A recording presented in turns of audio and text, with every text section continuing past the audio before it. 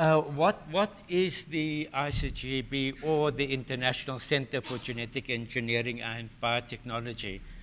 The ICGB was established in 1987, first as a UNIDO special project, with the mandate to provide a center of excellence for research and training in genetic engineering and biotechnology, with a focus on developing countries and economies in transition.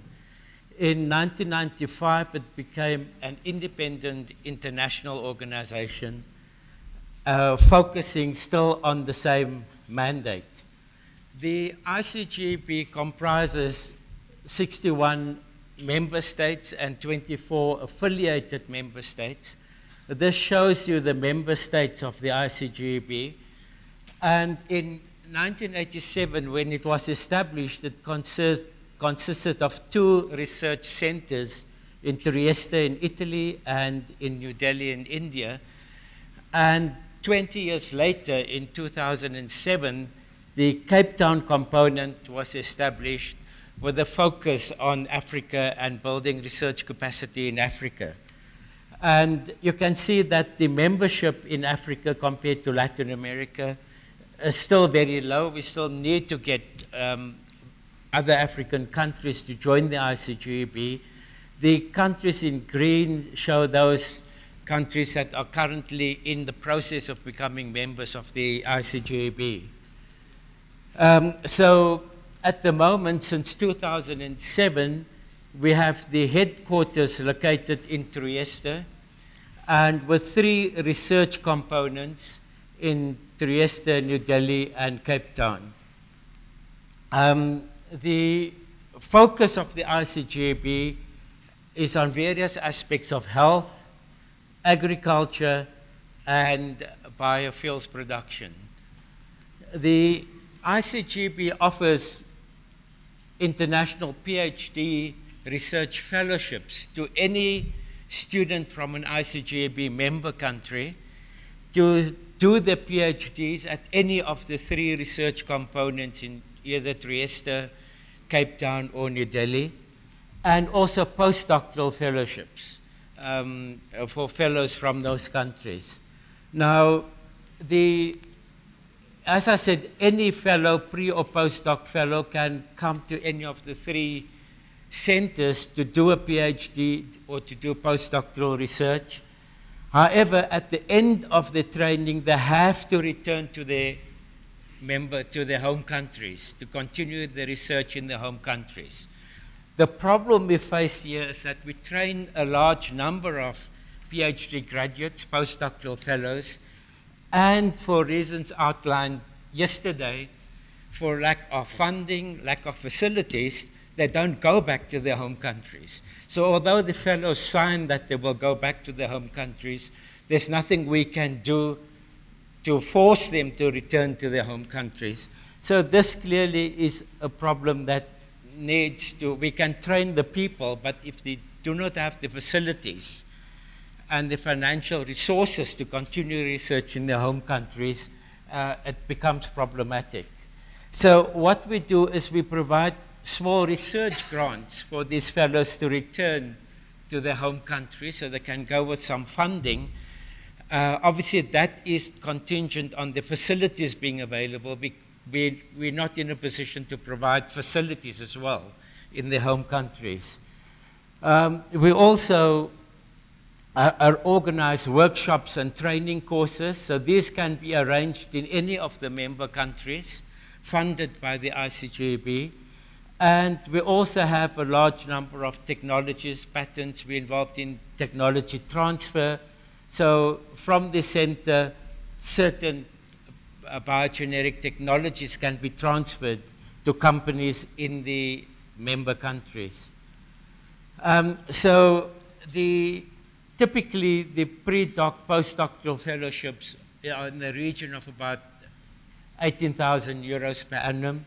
The returning research grants are about 10,000 euros per annum. And the workshops and training courses are about 20,000 euros per annum. Now, you may appreciate if you consider a typical country in Africa, excluding Nigeria and South Africa and Kenya, the membership due is based on the UN assessed contribution, based on the GDP, etc., of the country. So most of the African countries would pay a membership fee of $5,000 per annum. That is not even the value of a pre-doctoral or postdoctoral fellowship to train a PhD student. So despite that, we cannot get many African countries to mobilize to become members of the ICGP. So that gives you an outline of the core activities of the ICGP. In Trieste, at the headquarters, the research component comprises about 200 research scientists, people, fellows, with about 15 research groups. And the New Delhi component is the biggest of the three. There are about 400 people with 9 departments and about 35 research groups.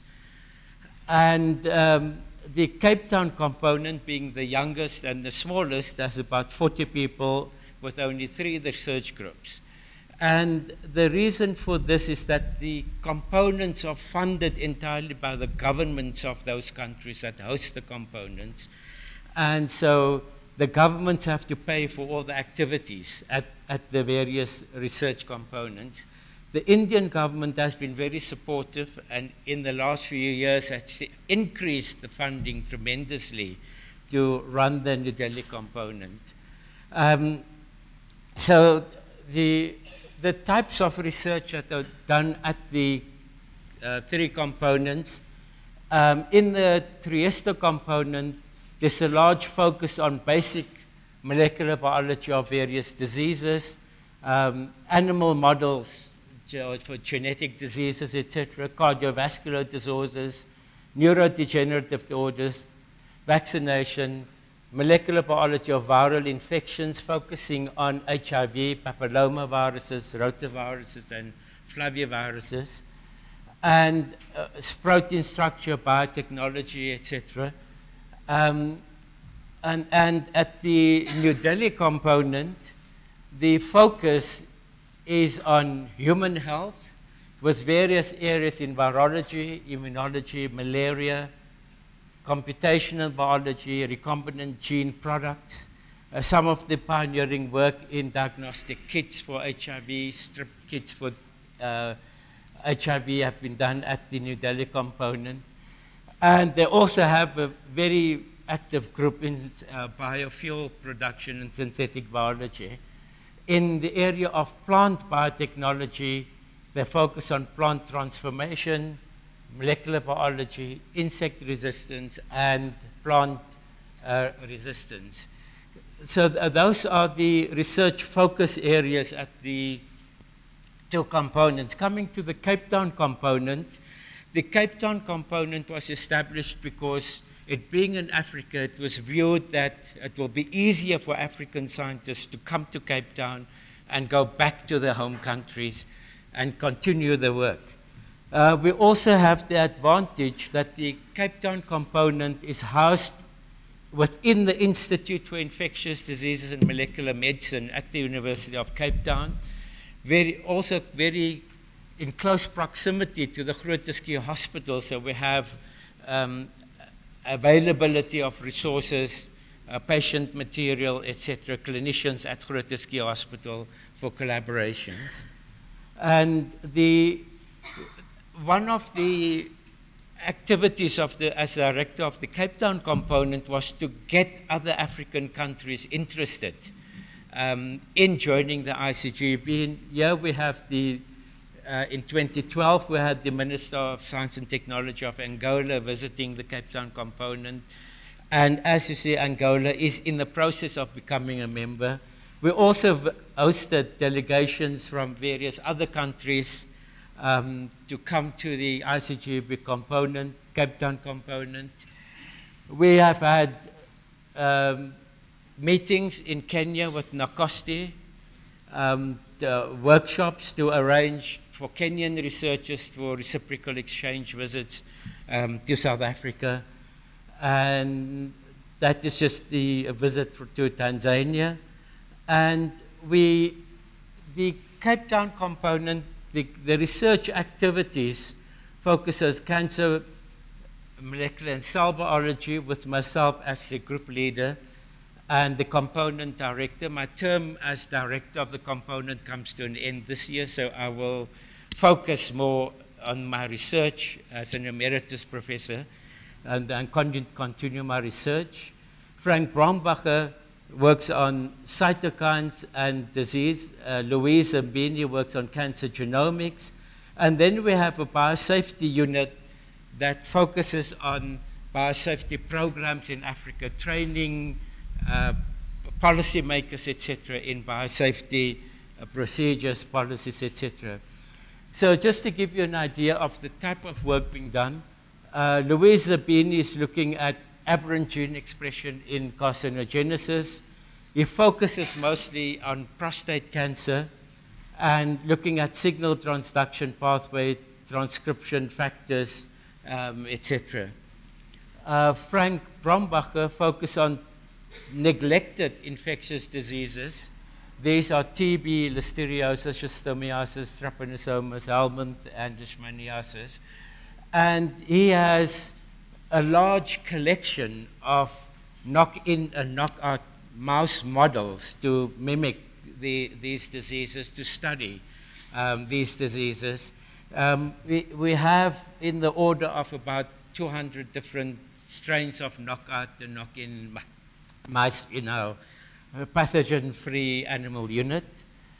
And I'm working on squamous cell carcinoma of the esophagus, doing whole genome sequencing and GWAS studies, looking for mutations, biomarkers, and therapeutic targets in esophageal cancer.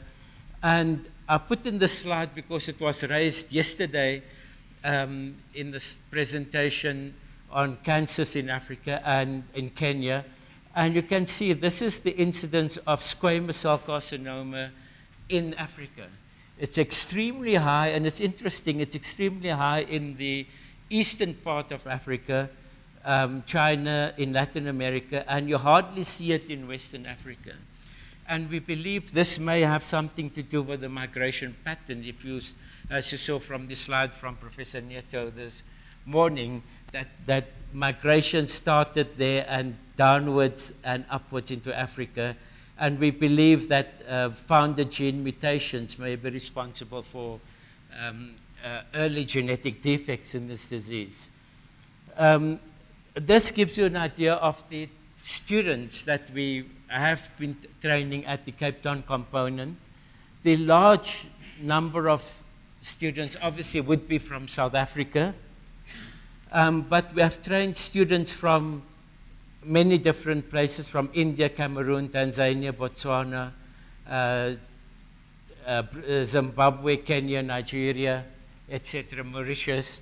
We also have, these students would all have been on ICGEB fellowships, and you would see that we also have had students from Germany, Spain, Slovenia, and Italy, etc. And those students would come from funding from other sources from their own countries, but not from ICGEB funding. And the South African students would also not be from ICGEB funding. South African students do not qualify for ICGEB fellowships in South Africa. They only qualify for ICGEB fellowships to Italy or India, but not to study in South Africa. So these are students who have funding from other sources to study at the component.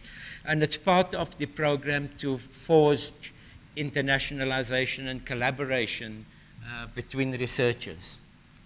So I want to end off just on this interesting slide. This shows, this is a WHO prediction of the disease burden.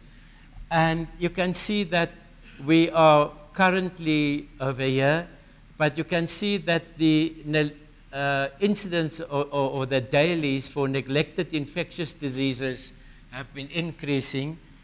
And the for HIV/AIDS, TB, it's predicted that it would drop by 2030. Not much, but it would drop.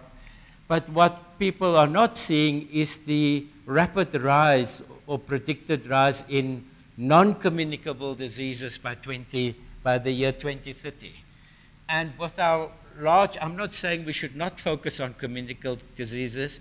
We should still focus on it, but we should keep our eye on the ball and not ignore the rise in cancer, obesity, diabetes in Africa.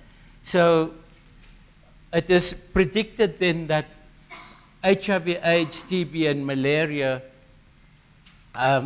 will comprise 25%.